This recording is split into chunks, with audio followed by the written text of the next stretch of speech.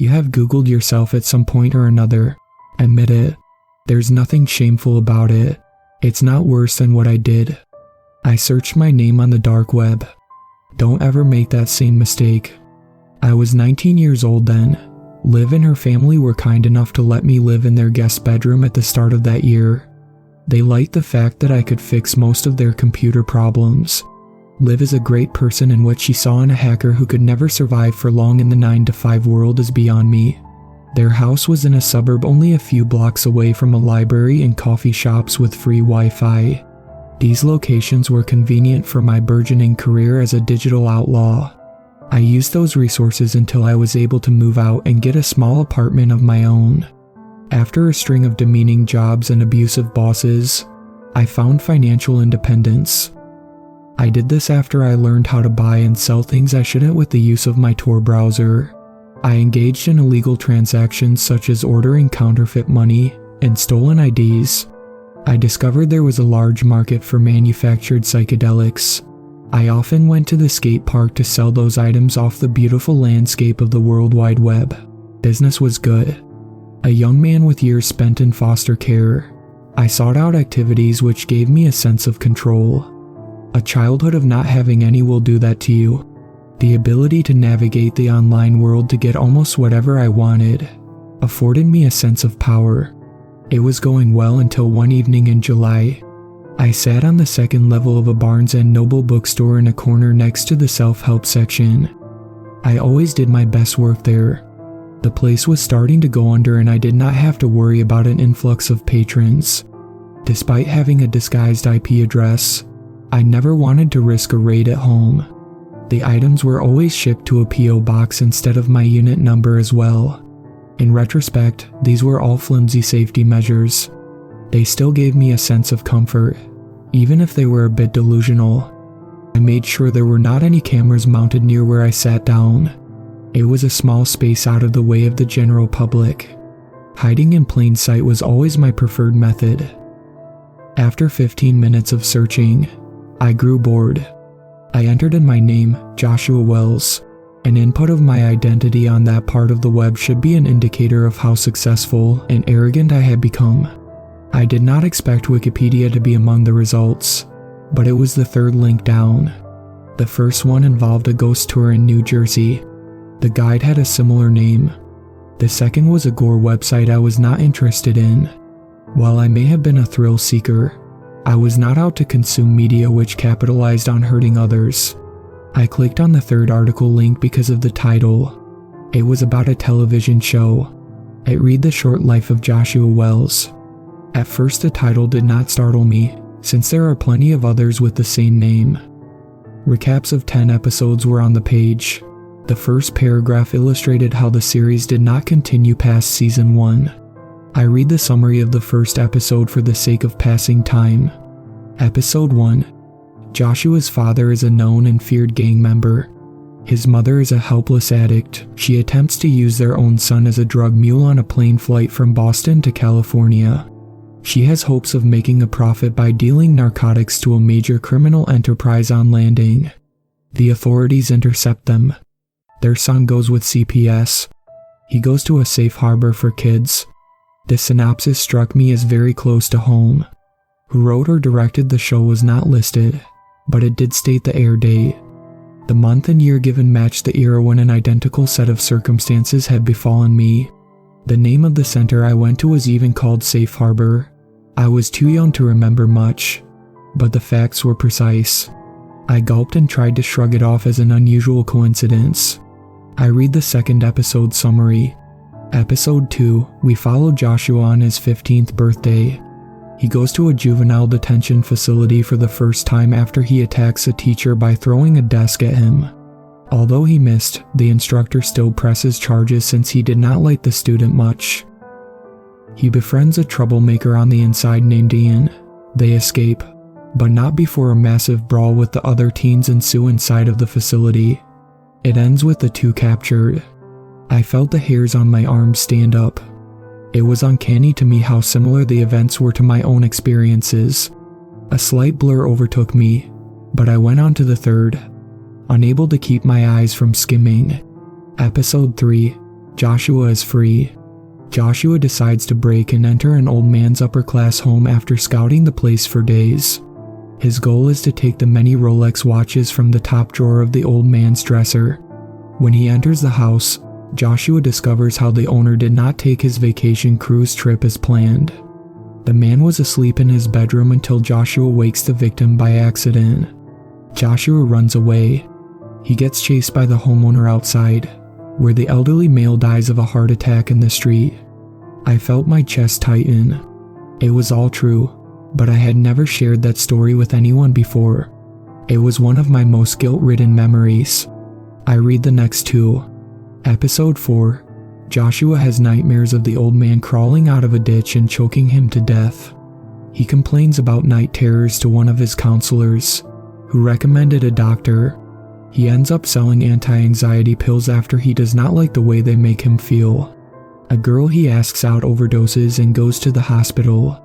While she survives, he feels terrible, but not enough to stop dealing.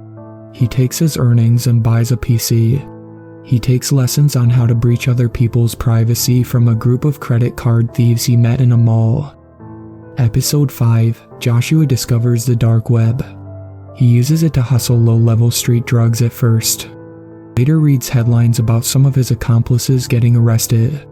He still continues to engage in illicit activity. I looked at the air date for episode 6.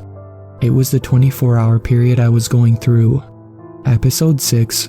Joshua goes into a bookstore to poach their internet and to try and make some money. He does not realize there is a man with a shaved head and a Carhartt t-shirt below him perusing the sci-fi aisle. The stranger is actually an undercover FBI agent. The government worker has a microphone and camera attached beneath his shirt.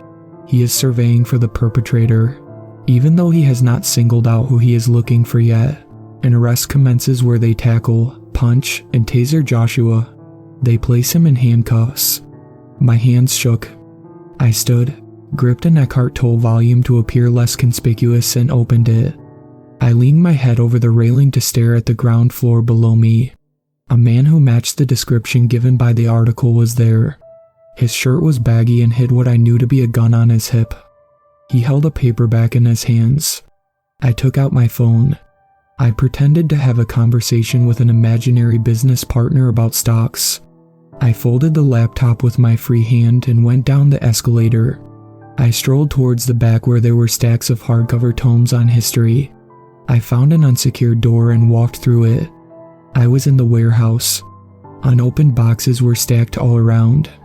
I did not spot any workers and made a run for a rear entrance. I sprinted down a wide alleyway between the building and rows of motels. I passed an art gallery and liquor store before my heartbeat slowed. Along the way, I found a closed vegan restaurant called Valenti's Eatery. The place was black on the inside, but its neon sign still glowed. A picnic table sat on the lawn out front. I stationed myself there. I opened the laptop again and connected to their free Wi-Fi without issue. I scanned the rest of the chronology. The remaining episodes were all future time periods. I wiped perspiration away from my forehead as I read the rundown of the next episode. Episode 7. Labeled a dark net market operator in the media. 3 of the 7 charges thrown at him lead to convictions. This includes conspiracy to traffic narcotics. He gets out early after he agrees to cooperate with different agencies. He becomes a consultant for cybersecurity awareness and a social engineering expert. Following a keynote speech given out of town, he comes home. His girlfriend Livia and her family have been murdered. My eyes strained and I felt my breath grow shallower. Episode 8. Joshua navigates her house. The walls had dried blood. Every corner's vandalized. Livia's throat is slit. Her body is over the couch in the living area.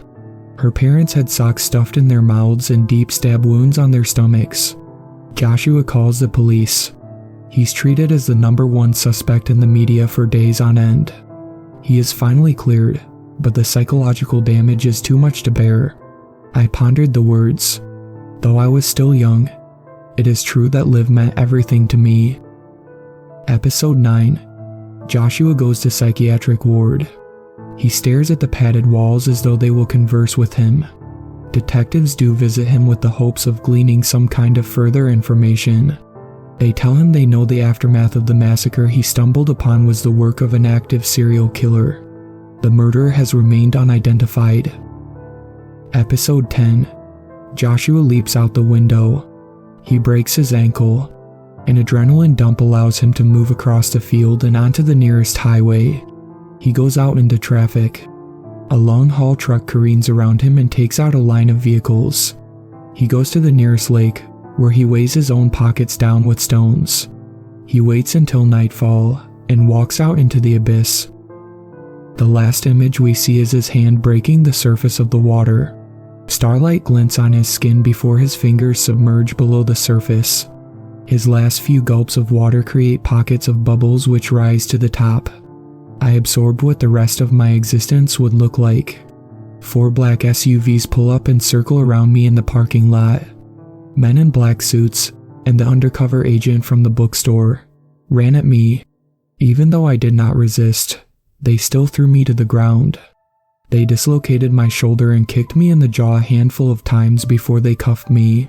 I did get time reduced in prison, after I agreed to cooperate to catch people like me.